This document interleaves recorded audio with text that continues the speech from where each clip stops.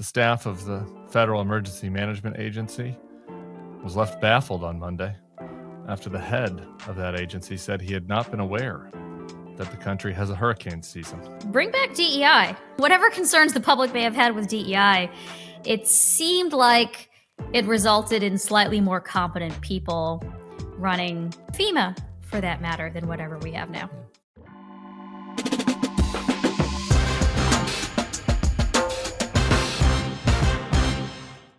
Hello and welcome to the Bulwark Podcast. I'm your host, Tim Miller. A few quick programming notes. Reminder, it's this Friday. We're doing the World Pride fundraiser, us and Crooked Media, in support of Immigrant Defenders legal team that is working on behalf of these Venezuelans who have been sent to El Salvador. Obviously, since World Pride, we are going to focus in particular on the story of Andre Hernandez Romero, the makeup artist who has been disappeared for no good reason by this administration. And so we're going to have a little bit of, maybe some tears, a little serious talk, but also some laughs and some revelry and some gaiety, if you will, since it's World Pride. So come on out. There's still some tickets left. Not that many. So you're going to want to jump on it. It's Friday night in Washington, D.C. at the Lincoln Theater. Hope to see you all there. Just a couple other quick things. I did a video last night with Will Sommer about Curtis Yarvin, the so-called philosopher that has inspired Peter Thiel and Mark Andreessen and J.D. Vance and all these other tech bro oligarch types. And it was because there's a New Yorker profile of him that was very, very long.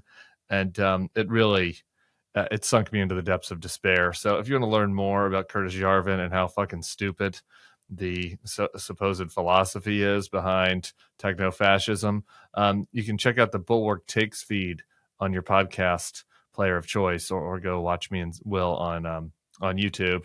And just another reminder while I'm doing this about FY Pod, we're hitting our stride. I taught the youth about Bin Laden's porn stash on last night's episode. Last week we had the Mooch's son, Mooch Jr., who's got a new movie out. And we talked to him about what it was like being in high school when his dad went to work for Trump and then bailed on him.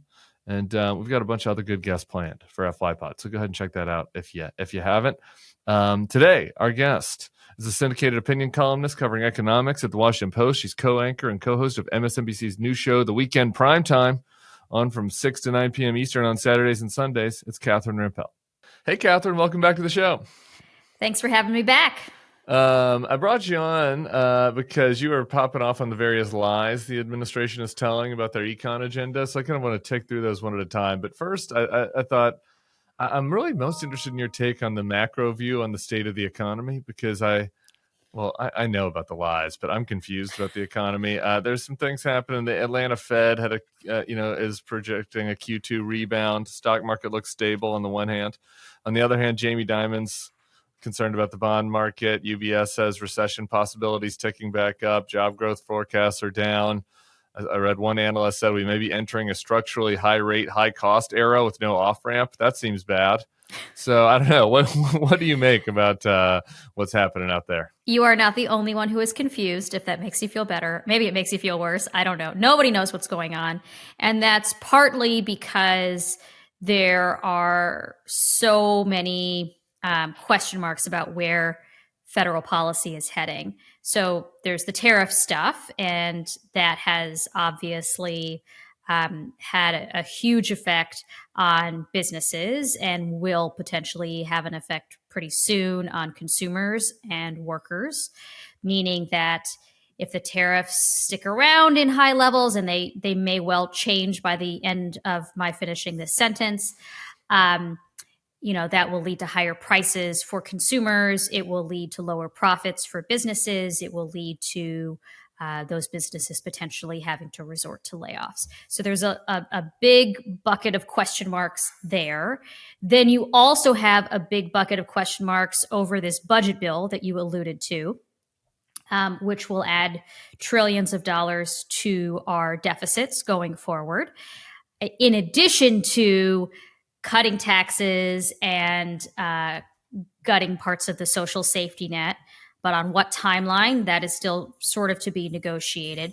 So there are, a lot of wild cards there. So like, for example, the tax cuts could potentially boost the economy in the near term, particularly, from a demand side perspective, if nothing else, because if people have more cash in their pockets, they're going to spend that cash, maybe even if prices are going up quite a bit.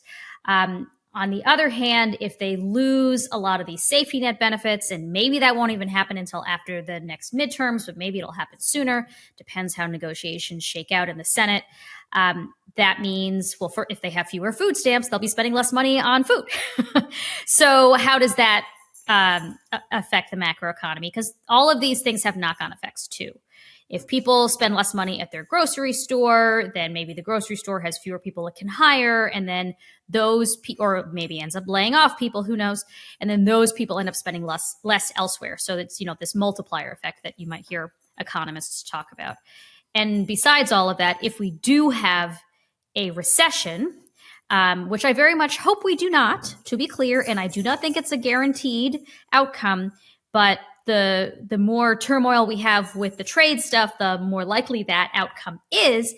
If we have a recession and we have just gutted the social safety net, then that would make any recession potentially worse and longer, like more painful and longer, because normally, more people become eligible for food stamps and Medicaid and all sorts of other safety net benefits when they lose their jobs, when the economy turns south, and that kind of automatically stabilizes the U.S. economy.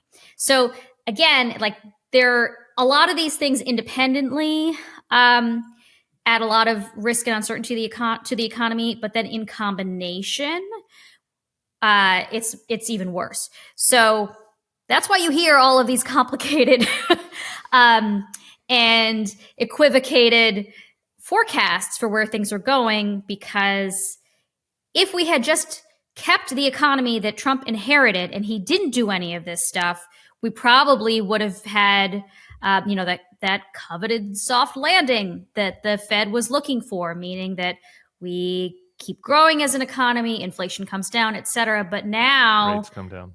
Yeah, rates come down for mortgages, among other things. Now, who knows? Yeah. A lot of that stuff is like middle distance, right? I guess I wonder what people are looking at in the short term. There was probably the last time I had you on, the tariff stuff was so insane that there were a lot of folks forecasting like recession this year, like this fall. And the taco response from Trump has, I guess, stalled that.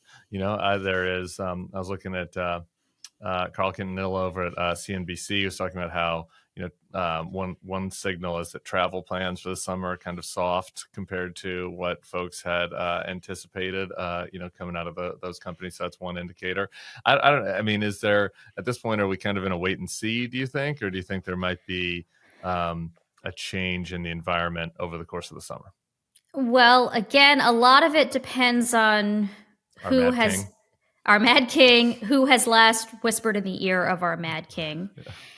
And even if he doesn't ultimately do the most destructive possible scenario out there, which might look like something he has proposed and temporarily implemented in the past of, like 145% tariffs on China, et cetera, the uncertainty over everything itself is a drag on the economy. So when you say like wait and see mode, as if that's I don't know if you were actually saying that was a good thing, but no. I think that implies some optimism. And I guess it's a good thing compared to, oh my God, like the house is on fire and it's actually the owner of the home that's setting the fire in the hopes that they get insurance. Like that's where we were 2 months ago. Right. But we're still now watching a guy like huffing gasoline fumes and lighting matches, wandering around the house, to extend this metaphor. Great job. And that is also not good, because if companies don't know what the rules of the road will be, do not know what their costs will be, whether consumers are going to still show up, whether tourists are still going to come, et cetera, that in and of itself, that leads to a sort of paralysis that can also really weigh on the economy. I mean, I guess it's not as bad as like setting the thing aflame today, but it's like I'm really torturing this metaphor. It's like a very slow burn that also is not good. So none of these scenarios are great.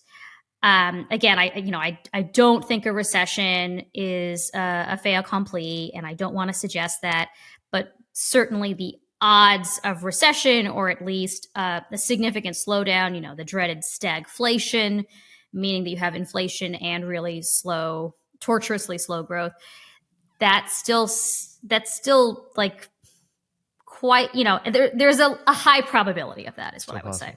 Yeah. Okay, last thing on the current economy. Some of the tariffs, despite the taco strategy, some of the tariffs have still been implemented.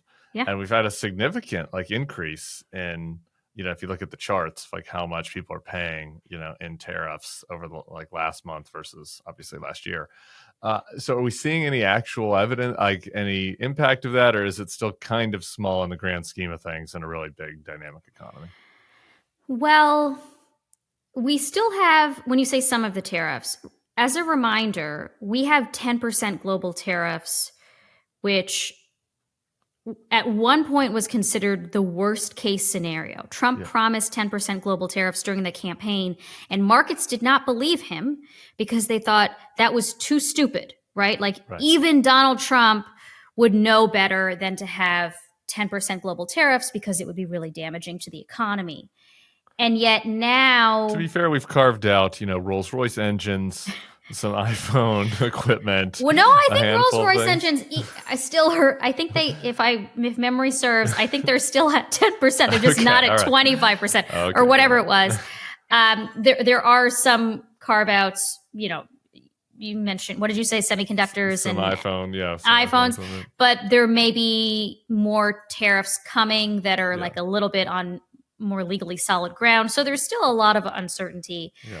We haven't seen any of this show up yet in consumer prices, if you look at the latest numbers anyway. And I think that's partly because a lot of companies tried to front run the tariffs, but at some point, if they bring in the stuff and they're paying a lot more for it, they will pass along at least part of those price increases. So,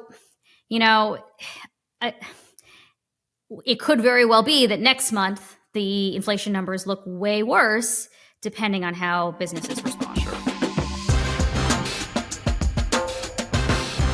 DeleteMe makes it quick, easy, and safe to remove your personal data online at a time when surveillance and data breaches are common enough to make everyone vulnerable.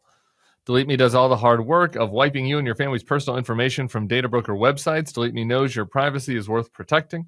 Sign up and provide DeleteMe with exactly what information you want deleted and let their experts take it from there. Hey, like anybody else, I've been targeted by spam bots. I've had to deal with harassment. I have a strange, doxing phone call where somebody was trying to nab me. We worked it out though. We sniffed them out. And thanks to DeleteMe, we're trying to protect my information online as best that we can right now. And it's something that all of you guys should be looking into as well, even if you're not a podcast host. So take control of your data and keep your private life private by signing up for DeleteMe now at a special discount for our listeners. Get 20% off your DeleteMe plan when you go to joindeleteme.com/bulwark and use promo code Bulwark at checkout. The only way to get 20% off is to go to joindeleteme.com/bulwark and enter code Bulwark at checkout. That's joindeleteme.com/bulwark, code Bulwark.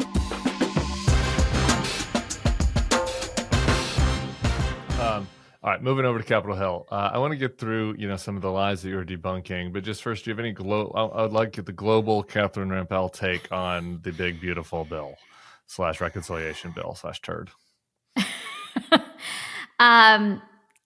So the way I have been describing it is that it is essentially a transfer of wealth from the poor to the rich, from the young to the old, and from the future to the past, which I think is a nice way of summing up basically all of the moving parts in this bill.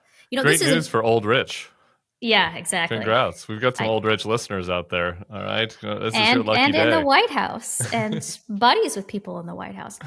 Well, in the sense that there are tax cuts in this. They go technically to everyone, but they are most valuable to people at the very top end of the income distribution. And then they are partly offset by cutting programs that most benefit people at the bottom of the income distribution. So cutting Medicaid, cutting food stamps, other safety net programs, et cetera. And Democrats have finally caught on to some of this and have been talking about it.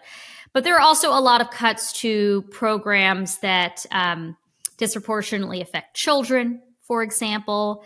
And some of those are the same programs that I mentioned. Children are very large participants, or disproportionately large participants in the food stamp program, as well as Medicaid and CHIP, which is by definition a program for children. All of those things will be affected as well. And then there are changes to the child tax credit that Republicans will say increase the child tax credit, but it also takes it away from millions of kids, because if one of their parents is an immigrant, and doesn't have a social security number, then they don't get it. Which, by the way, affects children of legal immigrants as well, right, not only those who are undocumented. Well, but you're not a human. You don't count as a human if you're a child of two parents and one is an immigrant and one is an American citizen. There are a lot of things that they are doing to go after that particular group, including trying to claw back birthright citizenship and things like that. That's not related to this bill, but that's part of a broader agenda. And then future, robbing the future for the past. Some of that is about literally future generations of taxpayers, again, today's children, who will have to pay off the debts that are incurred, the additional debts that are incurred because of this bill, either in the form of higher future taxes or lower future spending on programs they might otherwise be able to access, but also taking away a lot of renewable energy related tax credits, which are, I would say, an investment in the future of our energy security and not just how our energy sector will be structured, but how the rest of the economy will be structured. So there's a lot of very short-termism at the very least. And as I alluded to before, there are intra-party debates within the Republican Party about a lot of these pieces. So we don't know what the final bill will look like. We know, for example, that it'll probably have some degree of heartlessness when it comes to Medicaid, but how much heartlessness? And when will it materialize? Will it be before the next midterms? Will it be after, et cetera? Yeah, some listeners have been giving me feedback that there's a lot of random Christmas tree stuff in the House bill. Yes. I really just don't think it's going to get through the Senate. We were talking about AI. I forget if it was on yesterday's podcast or recently, and people were like, well, there's this bill that guts AI regulation for a decade. And I'm like, I don't, is that going to get through the Senate? I don't know. There's some things overseeing what the judges can do. Yep. None of that is technically reconciliation. It's possible that the Senate will break their own rules and jam through a bunch of stuff that does not fit in reconciliation, which would be functionally ending the filibuster that Republicans have said that they're for. Maybe that'll happen, and that'll be something that we'll watch. But I think that the economic stuff is the most likely to get jammed through. The thing, you talked about the intra-party. There's a lot of time spent on kind of the intra-party cleavages and issues, right? The Josh Hawleys of the world don't love the Medicaid cuts. The Ron Johnsons of the world don't love the debt. Who likes this bill? It sounds like a sarcastic question, but I'm kind of serious. Who is really excited about it? I don't see on my social media anybody that's I am the biggest BBB stan because I represent this part of the MAGA faction. It's real.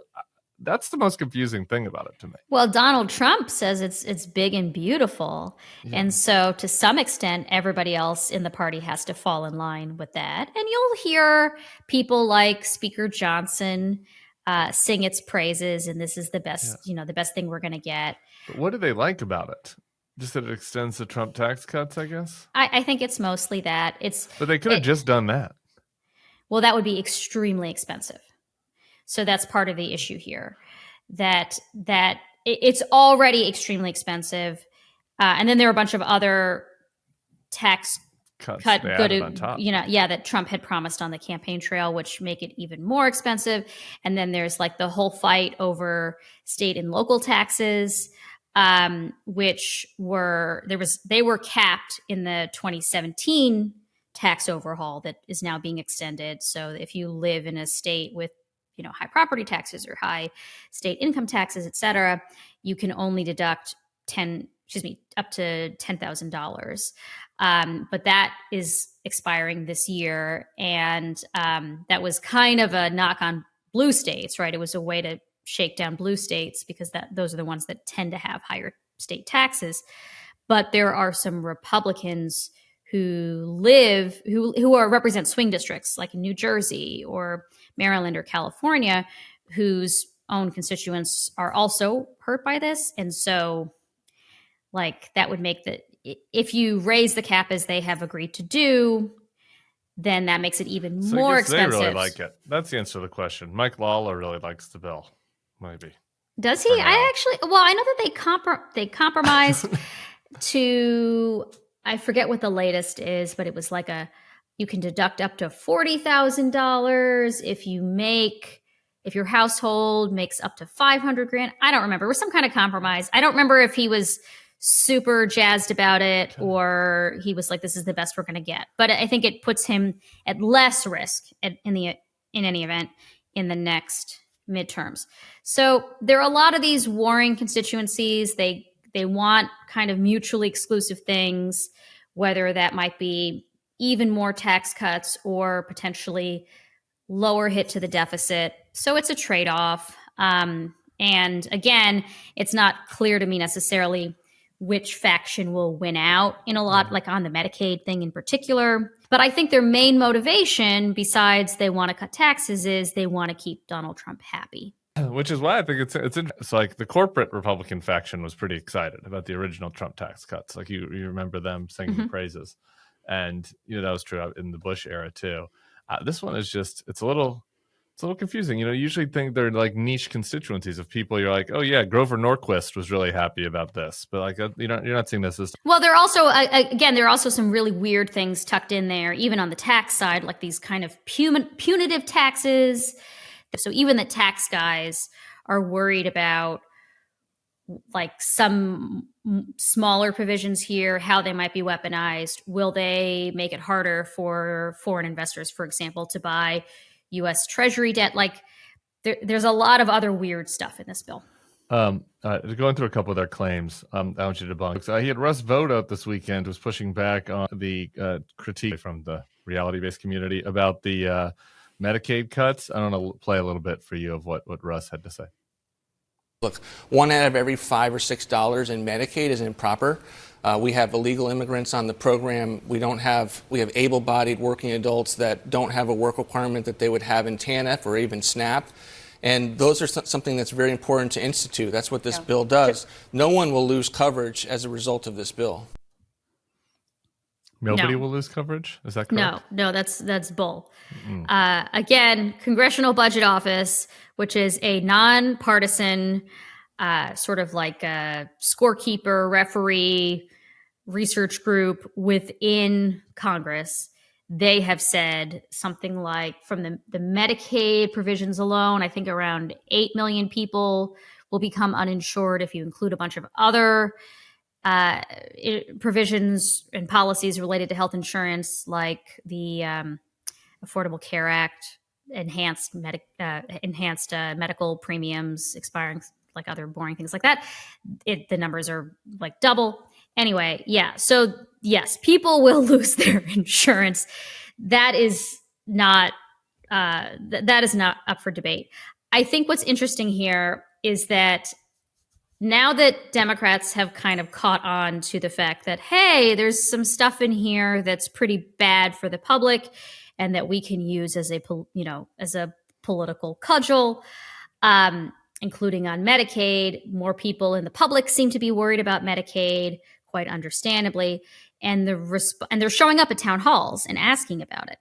And the response from Republicans is one of the three following answers. One, no one will lose coverage, which, as you just heard, Two, okay, some people will lose coverage, but it's only the freeloaders and welfare queens, not deserving people like you. And then three, we're all going to die anyway, so who cares? That was Joni Ernst who responded that way.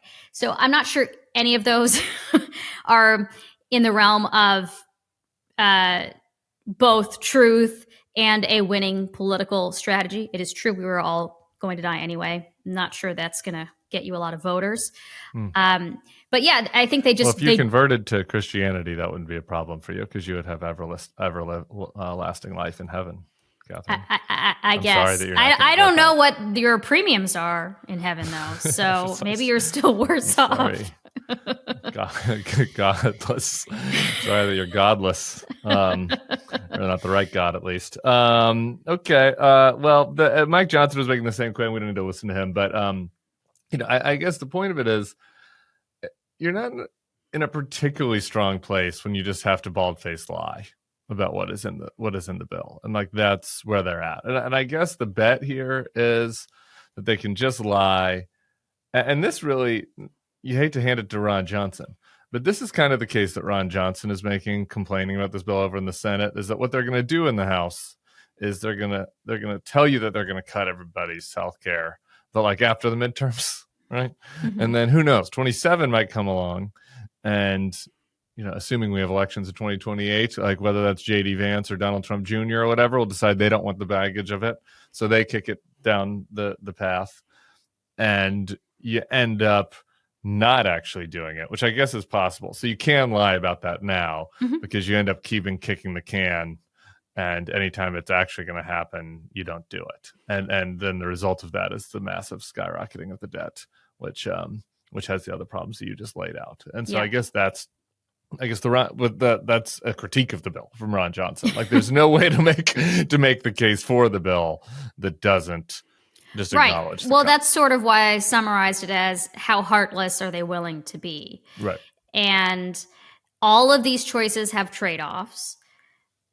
If you don't want to take health insurance away from poor people, then you're probably going to add more debt, unless you decide not to cut all of these taxes, which it seems like that's the red line, right?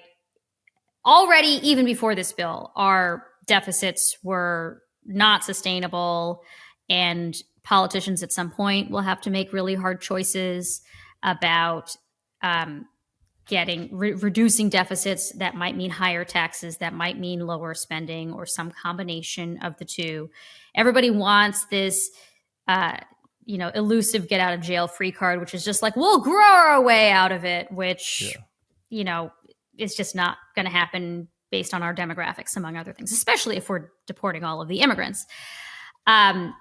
Because you need a large workforce, you need future generations of children, all sorts of other things in order to grow the economy. So like that just assumes a bunch of fairy tale things that are not going to happen. On the debt thing, you were on a panel, and I was watching to prepare. I've watched a couple of your things recently to prepare. We're going to get to one of them at the end. But the panel, you were saying that you think it's very unlikely that Democrats kind of take up the mantle of caring about the debt and deficit if these guys go forth with this deficit exploding bill that might create issues in the bond markets and all the other issues you just laid out.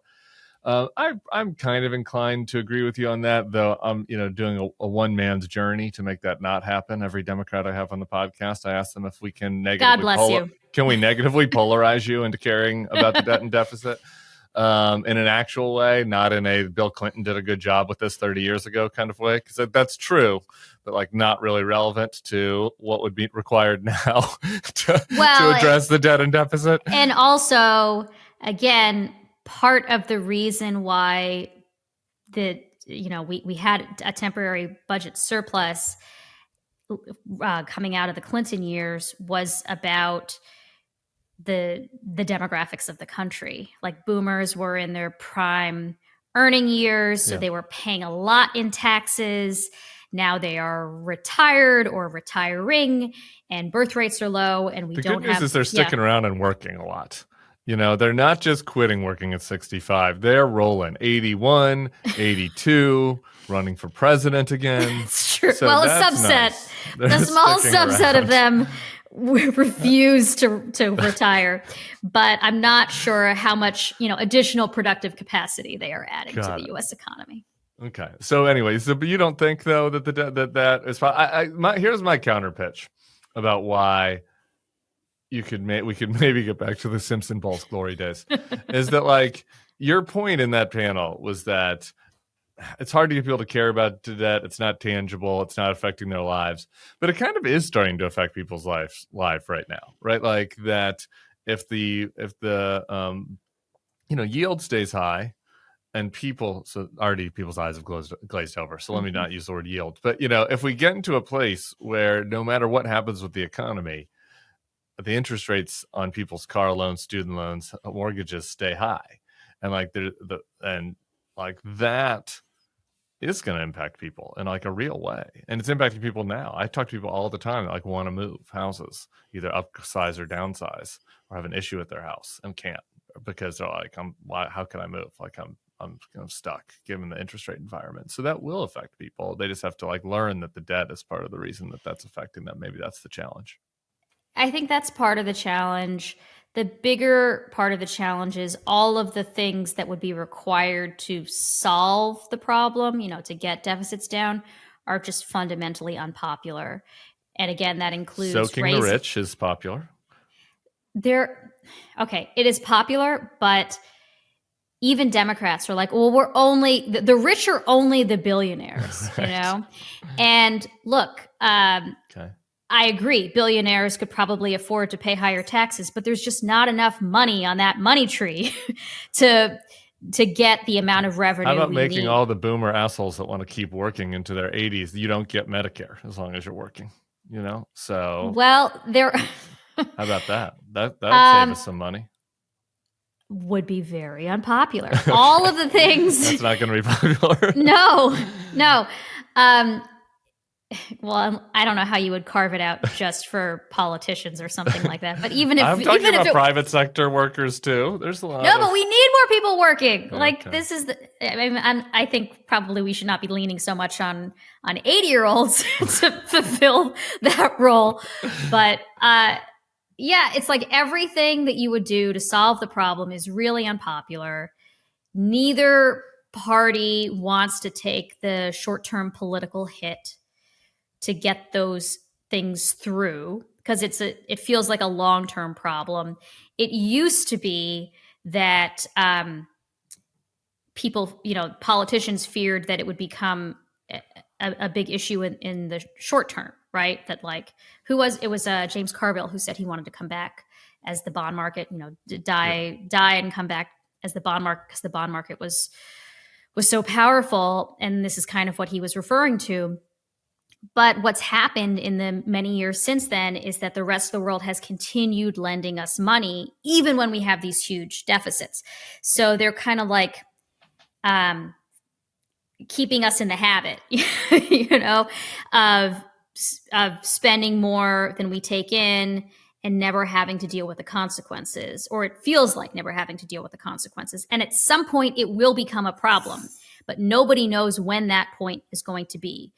As you pointed out, like interest rates, yields are rising, but that's painful, but it's not like Greece level or Argentina level or other places that really had major debt crises. And, the United States has our own exceptionalism and maybe we'll be different. And so far that has been the case, in part because people have trusted us. And the dollar is the global reserve currency, and that basically makes it more likely that people will keep feeding our habit. When, when everybody else changes their mind, and at some point I think they will, but I could not, it could be tomorrow, it could be 30 years from now. That's the only thing that I think will get politicians to act, and probably by then it'll be way too late. Right. This is why we have Catherine on. This is why you're my economic analyst of choice. Just because I depress everyone. The darkest possible outcome. Well, I've got good news for you. I was listening to the All In podcast, the Tech Bros, and I was encouraged that they did not like the bill, and they have concerns about the debt and the interest rates, among other things. Mm-hmm. And David Balsack's the most the one that is the most willing to carry Trump's water, was like, AI is going to solve it. And then just kind of like moved on. I was like, how? It's like, we don't know yet. We don't know. It's a nice thing about the techno optimist crowd is they can just be like, AI will solve it. So I can do whatever I want right now. And the super intelligent computer will figure it out later. So we'll see how that goes. I've got some other issues. People are bored with yield talk. I can already tell. I know it's important, but it's really hard to get people to care about. You're in the TV business. What is it called when you look at the ratings for like every 3-minute segment, whatever that is? That just was tanking during that period. So we're trying to recover it. Everyone knows you got to wear sunscreen in the summer, and boy, do I know it, because anytime I come on here with rosy cheeks, I've got all my surrogate mothers out there in the comment section telling me to up the SPF. And I'm doing my best out there, people. All right. But one thing that you could do if you're looking for sunscreen this summer is try to do a little bit more than just block the UV. And the scientists at OneSkin have figured out a way to do it. They made a whole family of mineral sunscreens that target UV rays, free radicals, and cellular aging. The best part, unlike other mineral SPFs that feel heavy and chalky, these feel like skincare, lightweight, breathable, and super hydrating. OneSkin has an award-winning OS1 Face SPF, and they're also launching an all-mineral lip SPF that provides instant hydration and protection with a smooth texture you got to feel to believe. So try their family of sunscreens with 15% off your first purchase using code Bulwark at oneskin.co. I feel like, thanks to me, there's a whole generation now out there of middle-aged men that are moisturizing and using sunscreen that can help prevent them from aging. Because, I'm just chatting about it at the shows. And I've got hets. I've got heterosexual males asking me if I can recognize their glow up. And let me tell you, I can. I can see the difference. I can see the difference if you're moisturizing. I can see the difference if you're using the OneSkin sunscreens that are light and make you feel protected, but also fresh. And let me tell you, if you're not doing it, I'm noticing that as well. And I'm not going to call anybody out on this podcast, Reed, but I saw a couple of you in Chicago. And let me tell you, it's time for you to use our promo code and get on with OneSkin. OneSkin, it was founded in 2016 by an all-woman team of scientists with PhDs in skin regeneration, stem cell biology, and bioinformatics. Their OS1 peptide works at a cellular level to improve key aging biomarkers while reducing the visible signs of aging, including lines, wrinkles, and sagging skin. OneSkin is the world's first skin longevity company. By focusing on the cellular aspects of aging, they keep your skin looking and acting younger for longer. For a limited time, you can try OneSkin with 15% off using code Bulwark at oneskin.co. That's 15% off oneskin.co with code Bulwark. After you purchase, they'll ask you where you heard about them. Please support our show and tell them we sent you. Give your skin the scientifically proven gentle care it deserves with OneSkin. Hey, YouTube fam, if you want to support the Bulwark, the best way to do it is by becoming a YouTube Bulwark Plus member. The Bulwark is truly independent. We have no corporate overlords. We're not settling any dumb lawsuits with Trump. By joining, you help support our work, and you can get a bunch of perks right here on this platform. Ad-free content, bonus videos, live streams, and some emojis of me, which I guess some people want. So come join, come hang out, become a Bulwark YouTube Plus member, and I'll be seeing you in the comments. So behave. Immigration, I want to talk to you, but I want to do some science stuff. You wrote recently for the Post about how Trump has created a surge in illegal immigrants. It's kind of a cute way of putting it, because he's taken away the legal status of many immigrants, particularly the Venezuelans who are given temporary protected status. That is happening for the Afghans as well. Cuba, Nicaragua, Haiti are on the chopping block. So we've got that happening on the one hand. Well, actually, let's just sit with that for a second. I want to get into some Stephen Miller stuff. This policy is pretty crazy. Yeah, well, Trump has been warning, fear-mongering for years that the United States is being overrun by illegals, illegal immigrants. And he is now manifesting those fever dreams into reality by literally taking people who are here legally and rendering them illegal. So yes, in the past week and a half, 2 weeks, we have added something like 800,000 more quote unquote illegal immigrants or undocumented immigrants, but that's because he de-documented them. And I think people don't realize this. Besides this being inhumane and destroying lots of people's lives, including the lives potentially of many of our friends and allies and people who, assisted our military in Afghanistan, et cetera, that will also have big effects on the economy, because when he's taking away these people's status, if they're on, again, this is going to sound boring and technical, but if they're on these programs called like temporary protected status or they're parolees or whatever, that comes generally with the ability to work. So he has now effectively taken 800,000 people potentially out of the labor force. Now, like when employers will start to realize that, I don't know. I don't think that happened overnight.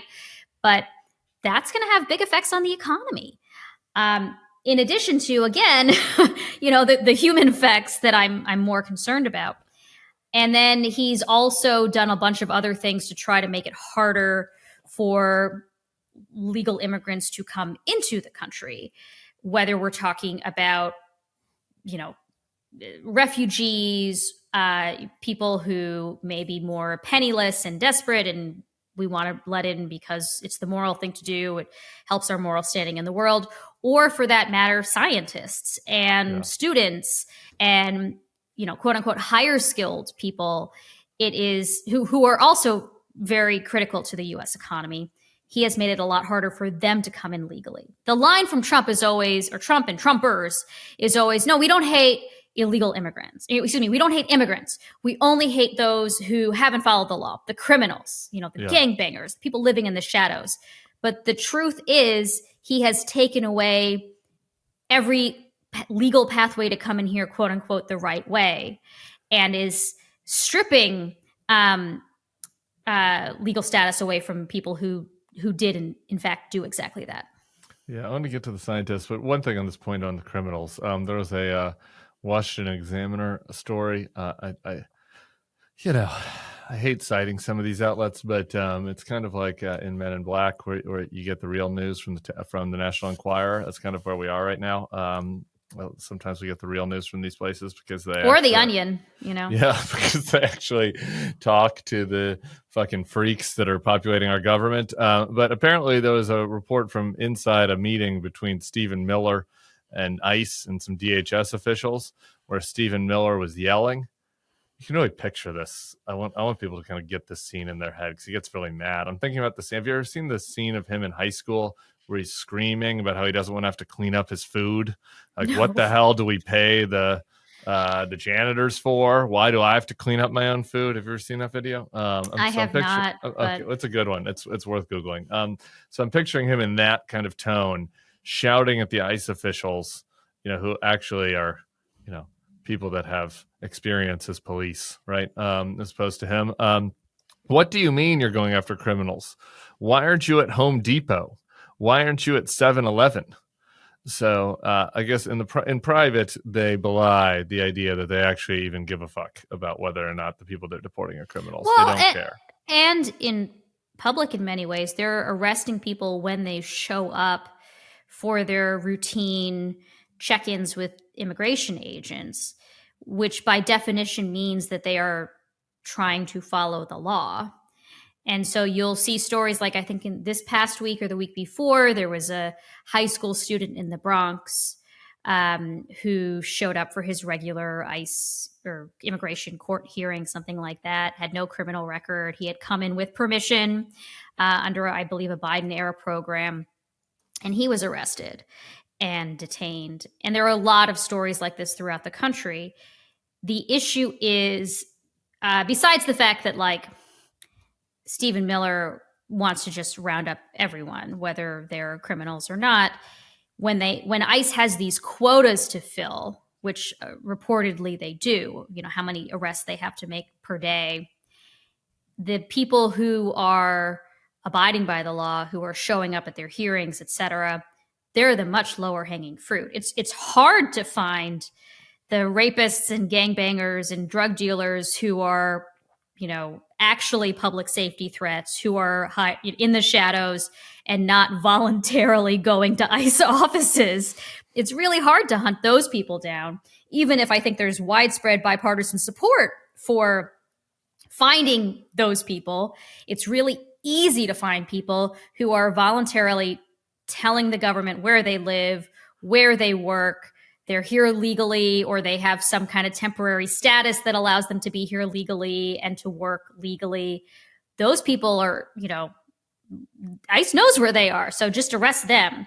And so you can see that in the numbers. Actually, if you look at the ICE detention data from January, before Trump took office, versus sometime in, I think, mid-May, the number of people in ICE detention who have criminal records has gone up. It's like 1.5 times what it was when Trump took office, so it's higher.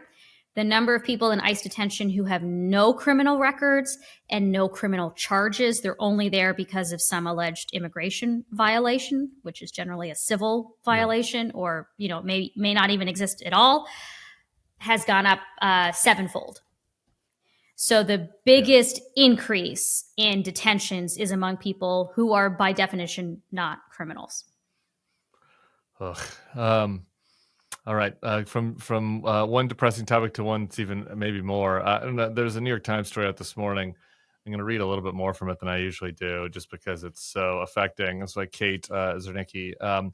The story is about how the U.S. used to light a beacon for science from immigrants throughout the world, and now some fear it's dimming. Maybe understated there on the subhead from the New York Times. Here's how it starts. Artem Patapuchian's story is not just the American dream; it's the dream of American science. He arrived in L.A. at age 18 after fleeing war-torn Lebanon. Shout out to the Lebanese. I'm a quarter Lebanese. He spent a year delivering dominoes to become eligible for the University of California. He went on to get a postdoctoral fellowship in neuroscience. He started a lab in San Diego with a grant from NIH, discovered the way humans sense touch, and in 2021 won the Nobel Prize. The Trump cuts got rid of his federal grant to develop new approaches to treating pain. He posted about this on Blue Sky. He said within hours he had an email from a Chinese official offering to move his lab to any city, any university he wants, with a guarantee of funding for 20 years. Patapuchian declined, said because he loves America, but he's worried many other scientists just setting out on their careers, however, are not going to have any option but to leave. That's pretty depressing. And the story goes on with many more examples of it. Yes. Look, over the past century, science and research have basically been America's golden goose, in the sense that they have contributed way outsized to their like actual part of the economy, to the broader economy. Like that's why we lead in tech, in science, in a lot of other fields, and that's why it's been so easy in many ways to attract the best and brightest to come here. Like it feeds on itself that we attract the best and brightest to come here.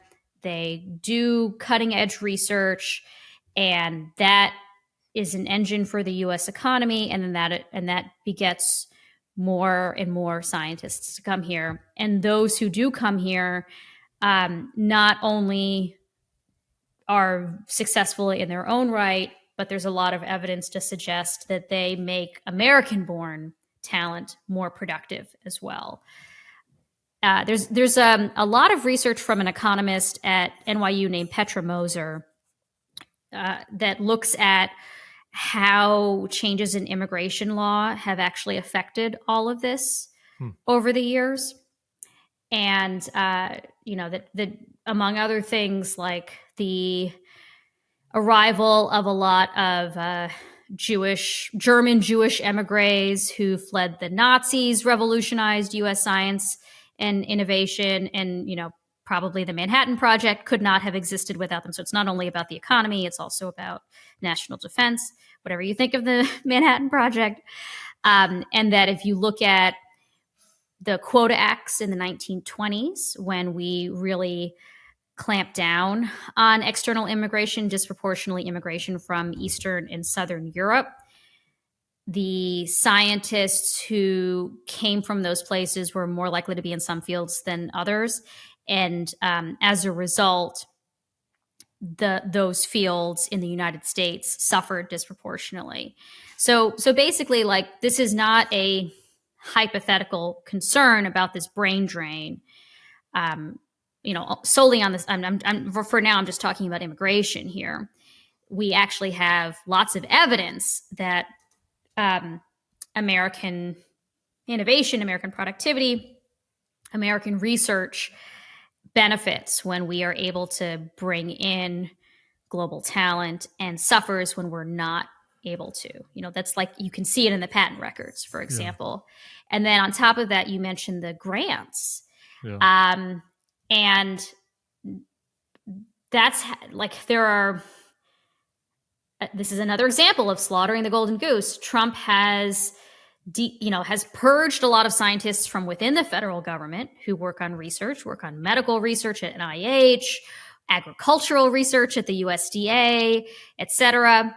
Has pushed a lot of those people out, has made it much harder to get grants, or explicitly cut off grants from private research institutions, whether that's related to like supposed DEI concerns. There were a lot of grants, science and research grants, frozen because of that initially. And then there's more punitive stuff targeting specific institutions. All of that is going to affect our ability to cure diseases, to come up with the next iPhone. The iPhone is based on lots of research done by scientists, researchers at private universities. It's, Steve Jobs, brilliant guy, Apple, very innovative company, but a lot of what went into innovations like that comes from research being done at these, these public research institutions. So we are going to basically cut off, turn off this spigot of talent, turn off this spigot of research that we're developing here. Some of that's going to move abroad. Maybe we'll have new labs set up in China, and they'll be nice enough to lend us the results of those great discoveries. Like, I think Europe is also poaching a lot of our scientists right now. Europe, Canada. I think Canada, actually, in one of those papers that I mentioned, I had a note about it somewhere. I think Canada was like a big beneficiary of the Quota Acts, as I recall, from the 1920s, because a bunch of scientists went there.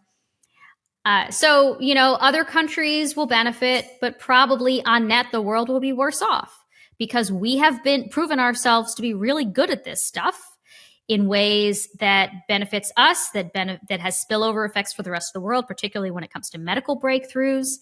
And for what, I have no idea. Yeah, the kicker quote in that story: all the medicines, this is from a biologist at Harvard who is an immigrant from Czech Republic, or probably Czechoslovakia at the time he came.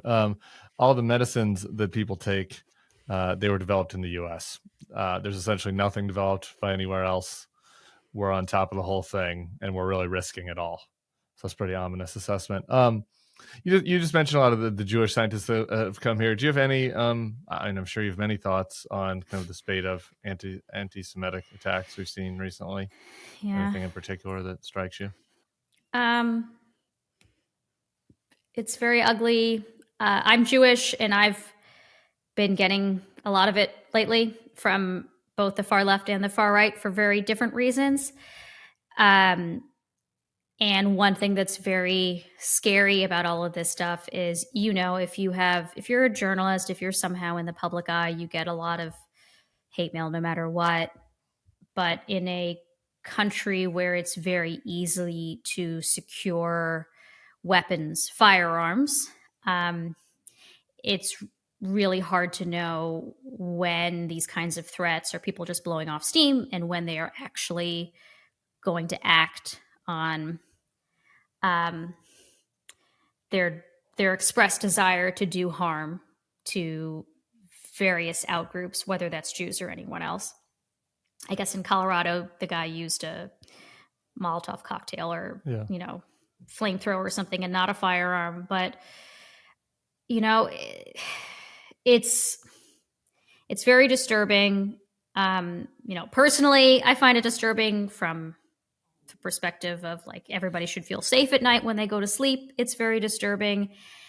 And I wish I knew what the solution is. But meanwhile, as we are seeing a rise in anti-Semitic incidents here in the United States, the Trump administration has been sort of weaponizing that rise to do completely unrelated things.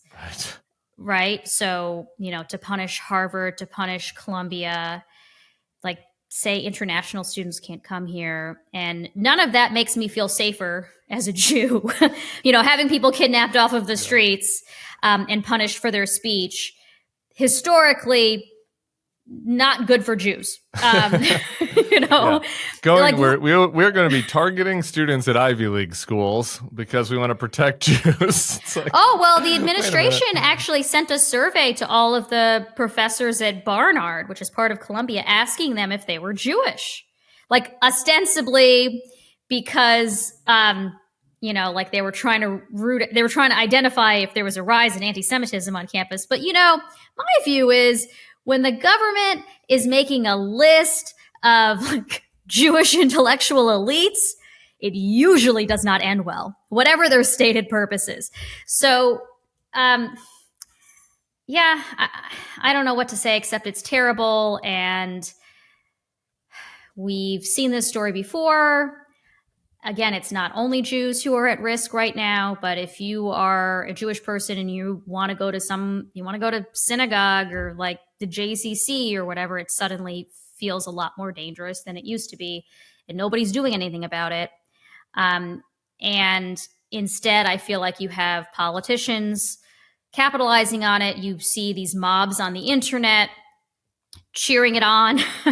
And I do worry about more copycat behaviors, and also this sort of like glorification of political violence, not only being used against Jews, but against other groups, whether they're like pro-Palestine students or anyone else. And I just feel like the whole country right now feels really on edge and feels like any match could be lit, and you could have something really disastrous happen, and that's not a great feeling right now. All right. We're running out of time. I just want to close with something really quick. I just feel remiss not to mention this. Being down here in Louisiana, we had a story from Reuters yesterday. The staff of the Federal Emergency Management Agency was left baffled on Monday after the head of that agency said he had not been aware that the country has a hurricane season. According to 4 sources familiar with the situation, David Richardson, the newly named FEMA director, has no disaster response experience. So there you go. You feeling good now? You ready? Are you feeling good about sleeping at night now with this guy, with the best and the brightest in charge? Yes, the meritocracy at work. Bring back DEI. I don't know, whatever concerns the public may have had with DEI. It seemed like it resulted in slightly more competent people running the Department of Transportation and the military and FEMA, for that matter, than whatever we have now. Yeah. DEI versus Foxy Eye, I don't know exactly how that works. Final thing, you were with Ezra. You did Ezra's show as well as mine, which I appreciate. And, we're just monitoring Ezra right now. He's kind of, he's maybe gone dark Ezra. He's flipped. He's the foil of the left on the internet now. He's grown a beard. He told Hassan Minhaj, I think he's taken the creatine. He's working out. What'd you make? You were in his presence. Did you feel kind of a dark energy or a glow up coming off of podcast host competitor Ezra Klein? I think Ezra has always been glamorous. So what can I say? Do I need to grow a beard, do you think, to compete? No. Or start taking any supplements?